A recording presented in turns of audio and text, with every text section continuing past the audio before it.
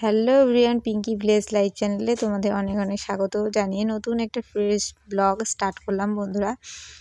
তো এখন হচ্ছে প্রায় রাত্রি 3:30 থেকে 4টা এরকমই বাজে। তো ভাবলাম চলো এখান থেকে আমার ভিডিও স্টার্ট করা যাক। গতকালকের ভিডিওতে তোমরা দেখেছিলে যে সূর্য পুজো হয়েছিল, সেখানে আমরা সবাই মিলে খুব এনজয় করেছি, সিঁদুর খেলেছি। ওই মোমেন্টটা তোমাদের সাথে শেয়ার করতে পারিনি, কেননা ক্যামেরা ধরার মতো লোক ছিল না। আমার ভাইকে বলবো, ভাই যে ব্যস্ত, কি বলবো, কোথায় কোথায় যে ছিল, তার জন্য শেয়ার করতে পারিনি। তো ভাবলাম চলো এখান থেকেই ভিডিও স্টার্ট করা যাক। হ্যাঁ, তো আজকের ভিডিওটা আশা করি তোমাদের খুবই খুবই ভালো লাগবে, আর ভালো লাগলে অবশ্যই লাইক কমেন্ট করে জানাতে ভুলবে না। তো দেখো এখন হচ্ছে এখানে হচ্ছে পদাবলী হচ্ছে, আর দেখো কত লোক এখনো অবধি আছে। রাত্রি 3:30 থেকে 4টা, মানে বিশাল ব্যাপার। তো দেখো সারারাত্রি বললে চলে বসে থাকা। একটু ঘুমিয়েছি, না বলবো না, মিথ্যে কথা না, আধা ঘন্টা কি 1 ঘন্টা আমি ঘুমিয়েছি। তারপর উঠে একটু কীর্তন শুনলাম আবারও। তো সকালের মোমেন্টটাও শেয়ার করতে পারিনি। তারপর সব কীর্তন হয়ে গেছে, মানে আসরটা ভেঙে গেছে। তারপর সবাই মিলে চা খাওয়া হচ্ছে। এখানে ভাই বসেছে, দেখো আমার ভাই কিভাবে মুড়ি চিবাচ্ছে। আমার বোনের মেয়ে, আমার মেয়ে, সবাই মিলে, আমার বোন, সবাই মিলে আমরা বসে বসে এখন মুড়ি খাচ্ছি। আর সবাই মানে যেখানে যে পেরেছি গোল করে করে বসে বসে চা মুড়ি খাচ্ছি। আর এখানে তো আমার বোন একদম ফোন টিপতে একদম ভীষণ ব্যস্ত। আর দেখো এখানে আমার মেজো বোন যাচ্ছে, এই বোনের বাড়িতেই হচ্ছে অনুষ্ঠান, তো সবাইকে চা দিচ্ছে। তো এখন হচ্ছে ঝটাপট করে চা খেয়ে এই উঠোনটাকে পরিষ্কার করার ব্যবস্থা করতে হবে। সবাই মিলে, আমি একাই করব না, সবাই মিলে হাত লাগিয়ে কাজ করলে কিন্তু দেখবে কাজটা গায়েও লাগে না, আর এক নিমেষে হয়ে যায়। তো সেরকমই, তো উঠোন বাড়ি একদম পরিষ্কার করে সবাই মিলে এখন চলে এসেছি নদীতে স্নান করতে। তো যখনই আমি বোনের বাড়িতে এই অনুষ্ঠানে আসি, এই অষ্টপহরটার মধ্যে আমি কিন্তু নদীতেই স্নান করি। এবার আসলাম বন্ধুরা, 2 বছর পর আসলাম। আর অন্যান্যবার কি হয়, আমি 1 বছর পর পরে আসি। যতই ভাবি যে পরে একবার আসবো, সুস্থ মাথায় হয় না বন্ধুরা। অনুষ্ঠান ছাড়া কারো বাড়িতে কেউ যেতেই পারে না। এতটাই পরিমাণে কাজের চাপ থাকে। মনে করো কৃষিকাজ, ফ্যামিলিতে বিয়ে করা বা বাপের বাড়ির কৃষিকাজ, মানে ভীষণ কাজের চাপ। আর নদীর পাড়ে দেখো দৃশ্যটা খুবই ভালো লাগছে। আমার থেকে আমার মেয়ে, বোনের মেয়েরা স্নান করার জন্য ভীষণ ব্যস্ত হয়ে পড়েছে। তো ভাবলাম চলো, বাড়িতে তো সেভাবে নদীতে স্নান করা হয় না, মানে নদী আছে, শুধু বর্ষার দিকেই জল থাকে, তাই স্নান করতে পারি না। তো ভাবলাম চলো এটাও তোমাদের সাথে শেয়ার করি আর এনজয় করি। তো আমি কি করেছিলাম, এই নদীটা পার করে ওই যে মাঝখানে দেখতে পাচ্ছ, ওটা মাঝখানে জায়গাটা উঁচু, শুধু মাঝখানে জায়গাটা ওইখানে অবধি চলে গেছি। বেশি একটা জল নেই, অল্প জল আছে। দেখো দুটো বাচ্চা ওখানে স্নান করছে। নদীর পাড়ে আমরা অনেকেই এসেছি, সবাই বসে আছে, মানে কেউ কাপড় জামা ধুচ্ছে, এ করছে সে করছে। তো আমি ভিডিও শ্যুট করে নিলাম। তো এখান থেকে গিয়ে সবজি কাটাকাটি করতে হবে বন্ধুরা, সবাই মিলে সবজি কাটাকাটি করব। তো ওগুলোই তোমাদের সাথে কিছু শেয়ার করতে পারিনি। এখন হচ্ছে সন্ধেবেলা।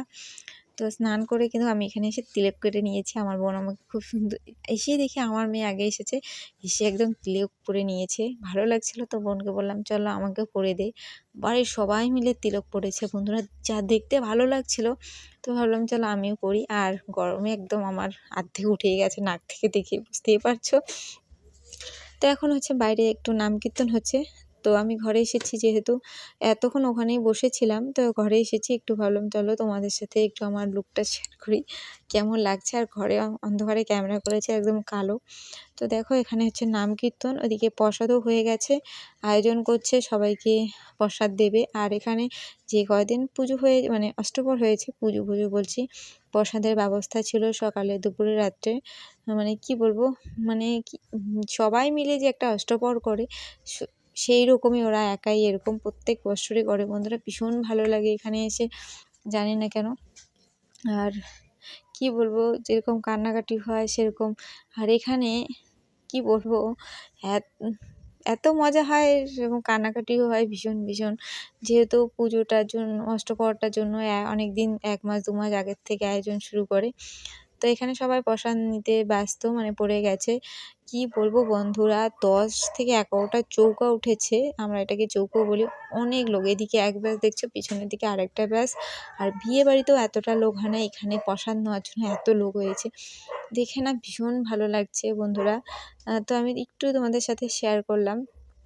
তো আমরা কষা নিয়েছি একদম লাস্টের দিকে, যেহেতু আমরা বাড়িরই লোক, একদম ধীরে সাস্তে। আর এটা হচ্ছে নেক্সট দিনের ভিডিও, তোমাদের সাথে আমি শেয়ার করতে পারিনি।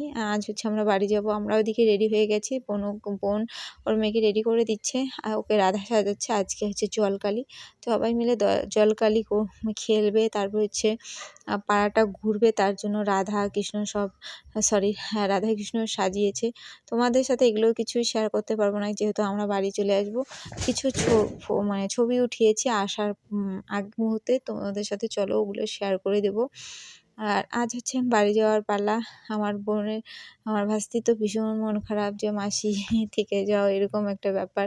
তো দেখো ওকে কেমন লাগছে অবশ্যই জানিও, আর ফটোগুলো চলো দেখে নাও। সবাই একটু দেখে বলো যে আমার মেয়েকে কেমন লাগছে। এইটা হচ্ছে ওর সূর্য পূজার লুক ছিল, তো অবশ্যই তোমরা জানিও। আর তোমাদের সাথে আমি অনেক কিছু ফটো তো সাথে শেয়ার করব। তো দেখো আমার মেয়েকে তিলক কেটে দিয়েছি, আর ওকে খাড়া শাড়ি পরতে বলেছিলাম, ও পরলো না, ওর বলে আর ভালো লাগছে না খাড়া শাড়ি পরতে। আর দেখো এটা হচ্ছে আমার ভাস্তি, তো ও রাধা সেজেছিল। তো কেমন লাগছে অবশ্যই তোমরা জানিও।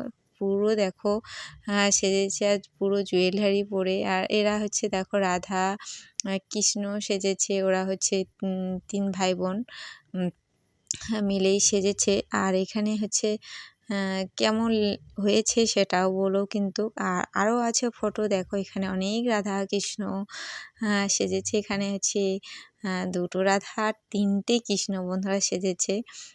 এখানে ওরা হচ্ছে সবাই ভাই বোনরাই মিলেই সেজেছে। অবশ্যই কমেন্টে জানিও কারটা বেশি সুন্দর লাগছে।